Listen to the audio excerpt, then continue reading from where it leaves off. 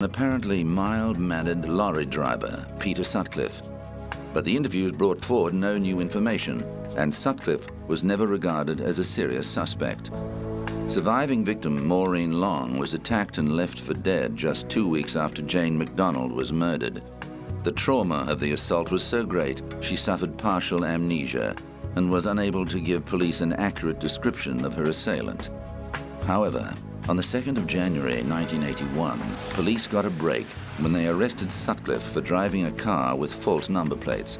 Because he was in the car with a prostitute and he fitted many of the characteristics of the killer, including a gap between his front teeth, Sutcliffe was held for questioning. Police realized they might finally have the right man when they discovered a knife hidden in the police station toilet and a hammer and rope at the scene of his arrest. Confronted with this evidence, Sutcliffe calmly confessed to the murders. In court, he pleaded not guilty to murder on the grounds of insanity, claiming, "God invested me with the means to kill prostitutes. Perhaps he's just put me in jail to give me a rest. The prostitutes are still there, and my mission is only partially fulfilled. Perhaps another is ready to take my place." But the prosecution revealed that he told his wife, Sonia, "I did it all. I expect 30 years in prison, but if I convince people I'm mad, I will only do 10 years in the loony bin." Sutcliffe's family was shattered. You had to come to terms with the fact that your son is the Yorkshire Ripper.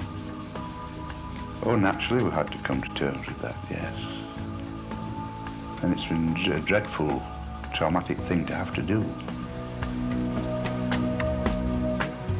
Sutcliffe was found guilty on all counts and sentenced to life in prison. He was later diagnosed as a paranoid schizophrenic and transferred to a secure psychiatric facility.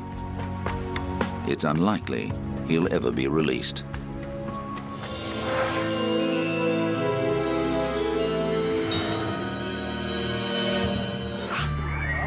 When they traveled the world in the early days of their career, the greatest threat facing the Beatles was hysterical girls.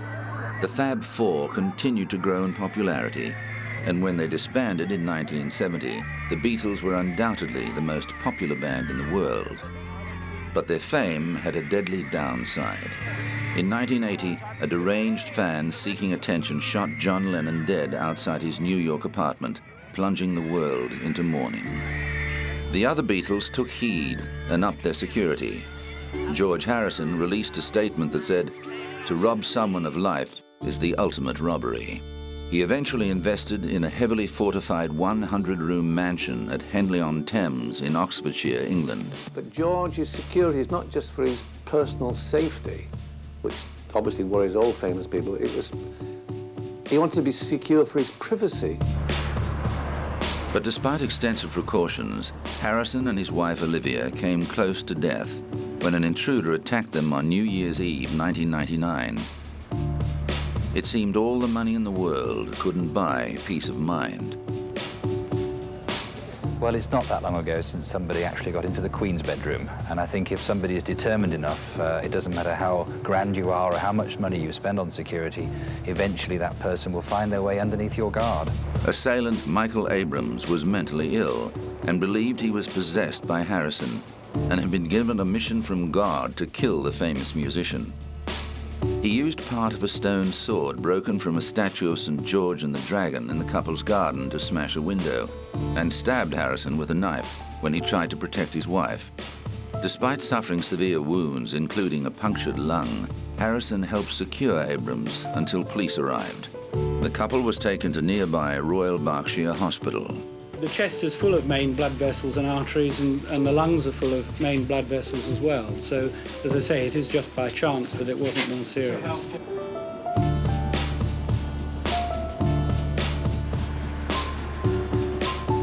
Harrison quipped that although he realized the man wasn't a burglar, he certainly wasn't auditioning for Harrison's band, the Traveling Wilburys. Who knows? It could be a number of things. Could be an obsessive fan, could be somebody who simply didn't like him. I don't know. When the matter went to court the following year, Harrison read a statement to court describing how he could taste blood in his mouth and heard his lung deflate as Abrams plunged the knife into his chest. "There was a time during this violent struggle that I truly believed I was dying," he said.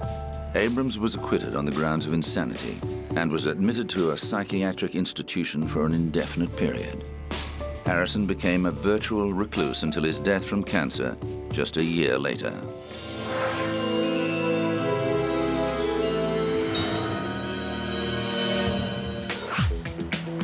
On March the 26th, 1997, a flotilla of news crews descended on the affluent Californian community of Rancho Santa Fe near San Diego. They were responding to the disturbing news that 38 people had been found dead in an apparent group suicide. Police discovered that the dead were members of the Heaven's Gate organization, a religious cult led by 65-year-old Marshall Applewhite, who was also found dead at the mansion.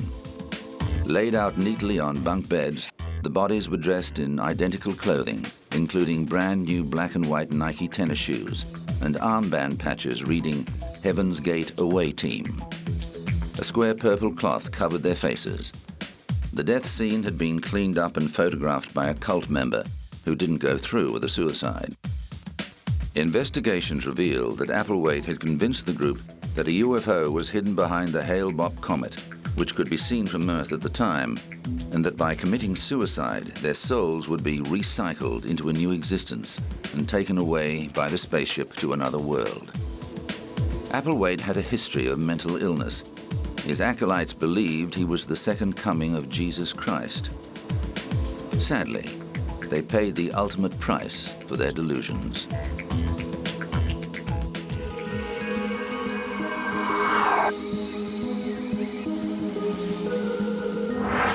Coming up, a vintage Hollywood mystery.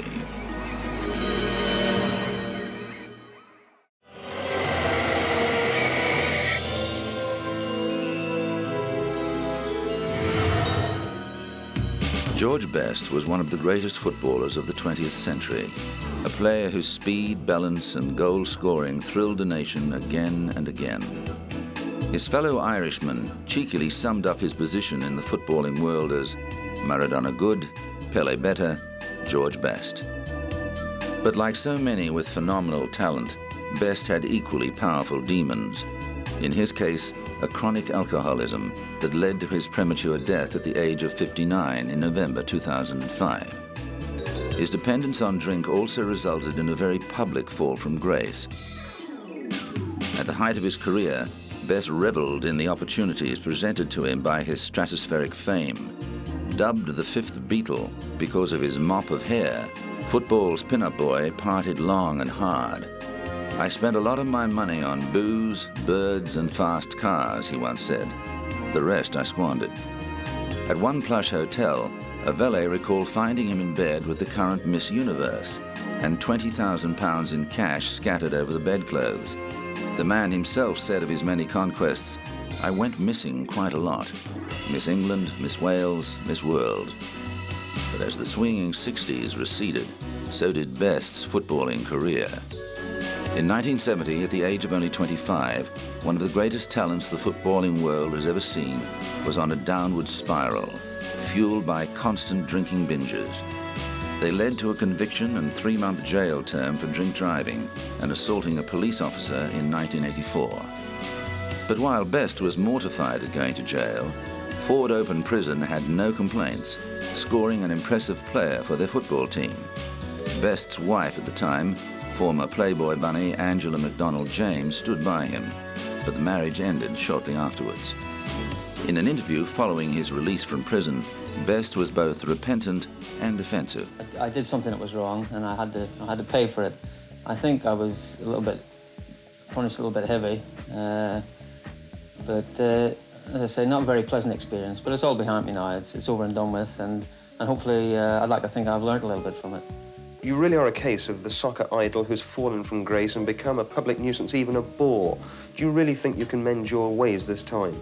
All my problems have been drink-related, and if I can stay off that, there's no reason. I'm very, very busy still. I mean, I'm fed up reading this rubbish about me being a fallen idol, as if I'm lying in the gutter and I don't work. I earn more today than any other footballer in England. But Best was declared bankrupt just a few years later. His drinking worsened, and in 2002, his long-abused liver was replaced in a successful transplant. But amid much controversy, Best failed to mend his ways and was back in court 2 years later on a drink-driving charge. He was banned from driving for 20 months, but before the sentence could be completed, Best was dead from a kidney infection. At his request, the News of the World published a photo of him in hospital just before his death with the comment, "Don't die like me," reportedly a warning to others of the dangers of alcohol abuse.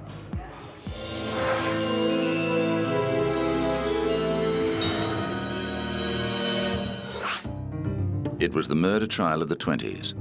One of the silent screen's greatest stars charged with raping and murdering a beautiful young starlet. But behind the sensational newspaper headlines was one of the greatest injustices of the early 20th century.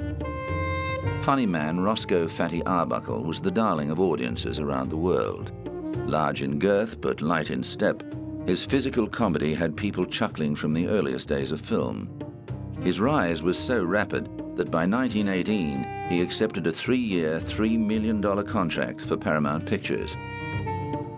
Arbuckle put in punishing hours to fulfill his contract, and by September 1921, he was burnt out from performing in 3 feature films simultaneously. He took a weekend off with 2 good friends, actor-director Lowell Sherman and cameraman Fred Fishback, and traveled to San Francisco for some R&R. The men decided to throw a party in their suite at the St. Francis Hotel. They invited several women, including aspiring actress Virginia Reppe. 4 days later, Reppe was dead, and Arbuckle was charged with her murder. The prosecution alleged that Arbuckle pierced Reppe's bladder with an external object while having sex with her, causing her to die from peritonitis. But their entire case was based on the testimony of one particularly unreliable witness, a known blackmailer and procurer, Maud Delmont. As it turned out, Delmont's speciality was providing girls for Hollywood parties and setting them up to cry rape. Miss Delmont would then take cash from the patsy in return for her silence. Unfortunately for Arbuckle, the lead prosecutor, District Attorney Matthew Brady, wasn't going to let a little thing like justice get in the way of a spectacular show trial. Putting one of the world's most famous comedians on trial for such a salacious crime was going to give the aspiring politician the sort of publicity that money can't buy. Media magnate William Randolph Hearst was equally expectant. He set his stable of prurient tabloids onto Arbuckle, ordering a character assassination of such savagery that even after Arbuckle was completely exonerated, most Americans still believed him to be guilty. Hearst later boasted that the Arbuckle scandal sold more newspapers than the sinking of the Lusitania. Producer Adolf Zukher bankrolled Arbuckle's defense, but most of the studios banned Arbuckle's colleagues from testifying on his behalf in case it tainted their own careers. Arbuckle's account of the evening in question was simple and believable, and backed up by most people at the party. He went to his room to change his clothes and found Virginia Reppe vomiting in the toilet. Thinking she was drunk, he helped her clean up and settled her in a bed so she could sleep it off. Arbuckle and others at the party later found her tearing at her clothes in great discomfort. They called hotel management, who settled her in her own room. She wasn't taken to hospital until 3 days later because everyone assumed her problems were caused by alcohol. The following day, she died from peritonitis, caused by a ruptured bladder.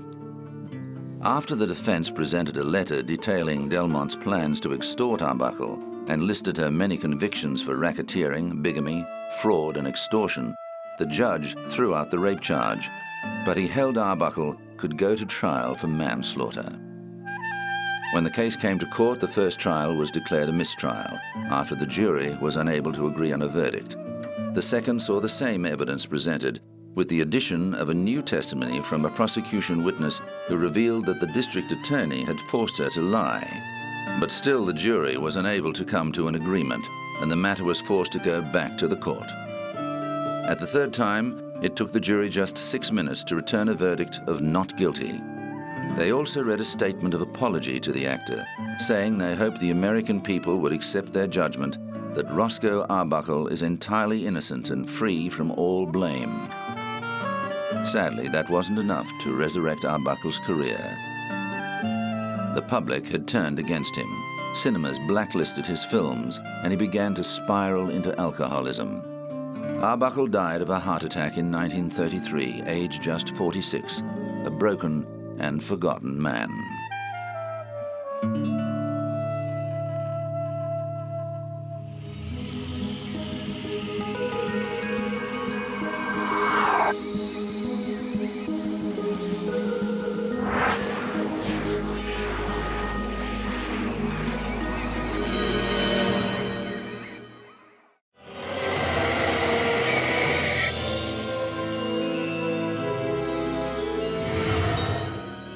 It was the moment when the brutal reality of South Africa's apartheid regime was laid bare to the world.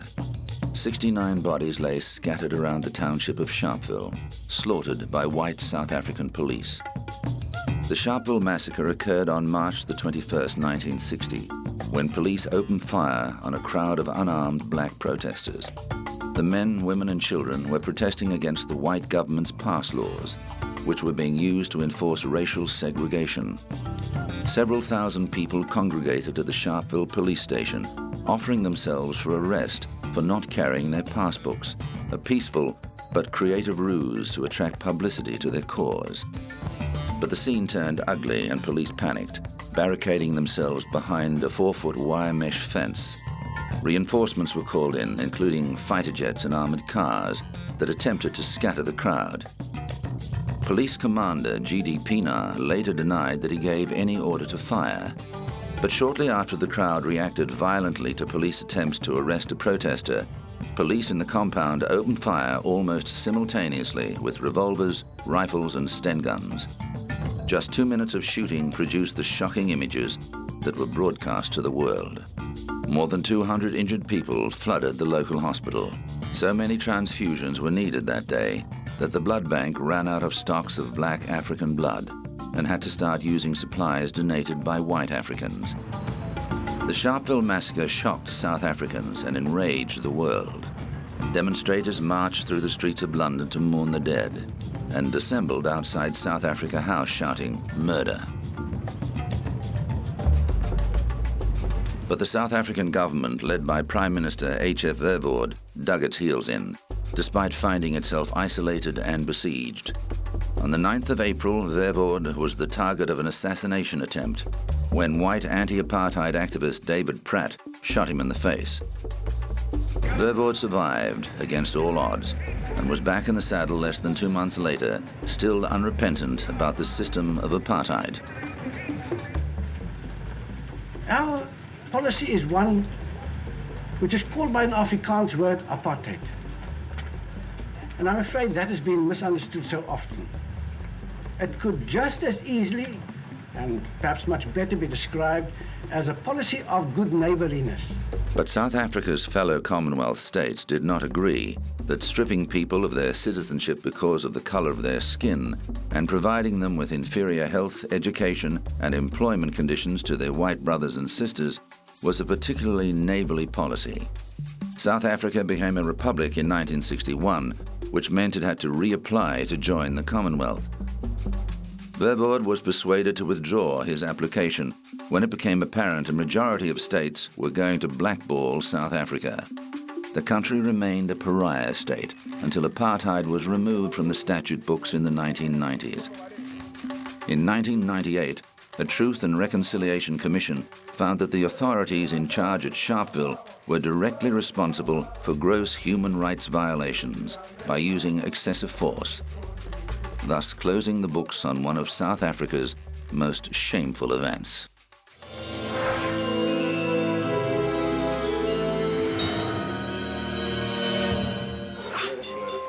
With the sun casting long shadows in a Caracas cemetery, the Venezuelan priest puffs a cigar and mumbles a few words about the life of Ishmael, a dead thief at the center of a strange cult devoted to criminals.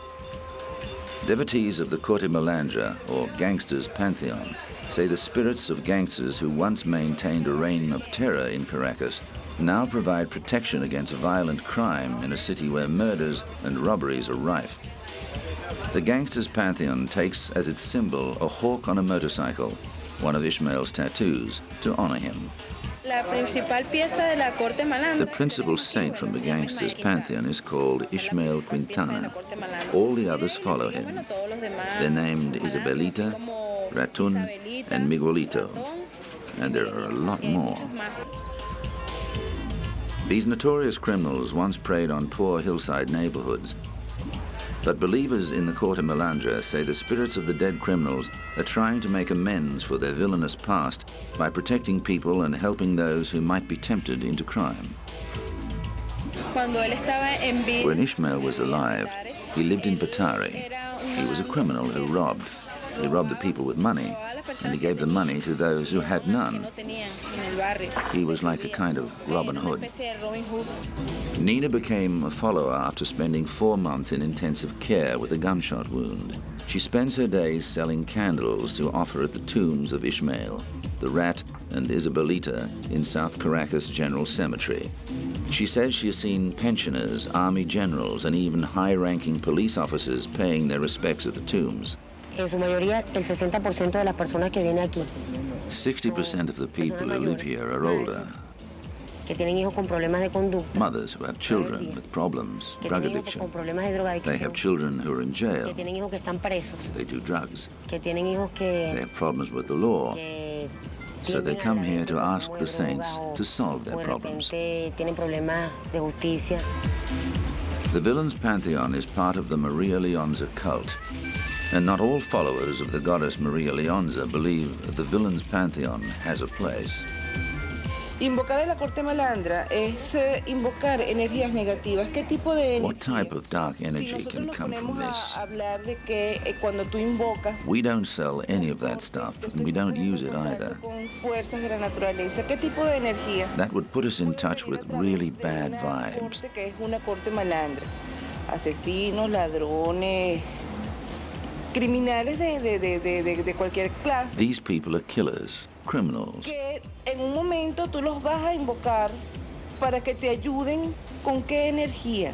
Whenever you ask for their ¿Qué help, tipo de cosas puede what kind of things might happen? ¿Cómo puede quedar el aura impregnada?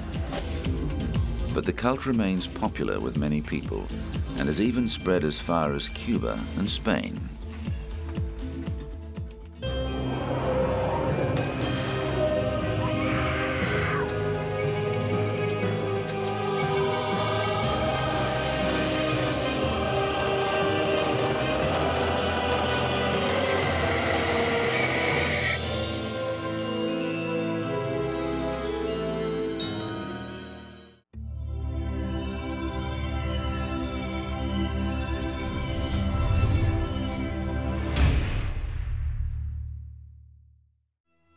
Three, two, one.